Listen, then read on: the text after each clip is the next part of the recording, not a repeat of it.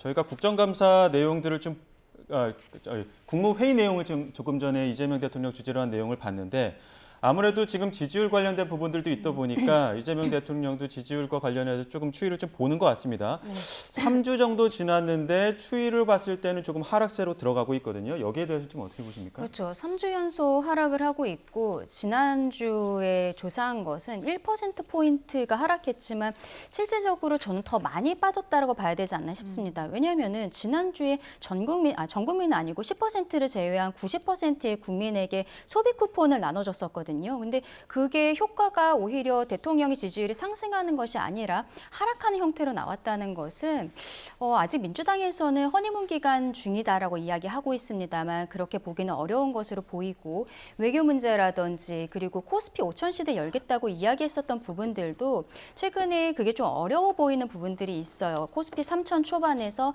박스권에 갇혀 있는 모습이라든지 이런 것들이 대통령에 대한 실망으로 나타나는 것이 아닌가. 특히 최근에 민주당에서 굉장히 강압적으로 보이고 있는 사법부에 대한 압박 역시 앞서 말씀드린 것처럼 대통령의 어떤 형사 피고인으로서의 지위 이런 것과도 연결된 것이 아니냐라는 국민적 의혹들이 있기 때문에 대통령에 대한 지지율도 빠진 것이 아닌가라고 생각합니다. 이재명 대통령 지지율 이야기를 하고 있었는데요. 앞서 국무회의에서 그 국정자원 화제와 관련된 이야기도 했었고 또 저희가 앞서 그 대통령실 인사 이동과 관련한 이야기도 나눴는데 이런 이슈들이 앞으로 지지율에는 어떤 영향을 미칠까요?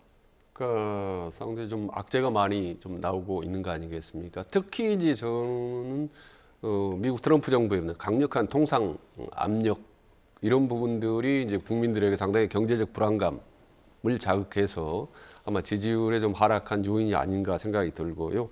그리고 지금 추석 민심이다 이렇게 제일 중요한 거 아니겠습니까? 추석 밥상 놓고 온 국민이 무슨 얘기를 하느냐는데 아직까지 뚜렷하게 대통령에 대한 그렇게 아주 우호적인 호재는 나오지 않을 것 같기 때문에 올라갈 요인이 좀 많지 않다. 특히 이제 조희대 대법관의 청문회 문제 그리고 또 검찰청 해체 문제에 대한 여론이 아마 추석 민심 발상에서 많이 좀 형성이 될 것 같다라는 점입니다. 그래서 빨리 추석을 앞두고 이재명 대통령은 완전히 민생에 올인하는 그런 모습을 좀 보여줘야 다시 지지율 향상에 좀 영향을 미칠 수 있지 않겠는가 생각을 합니다.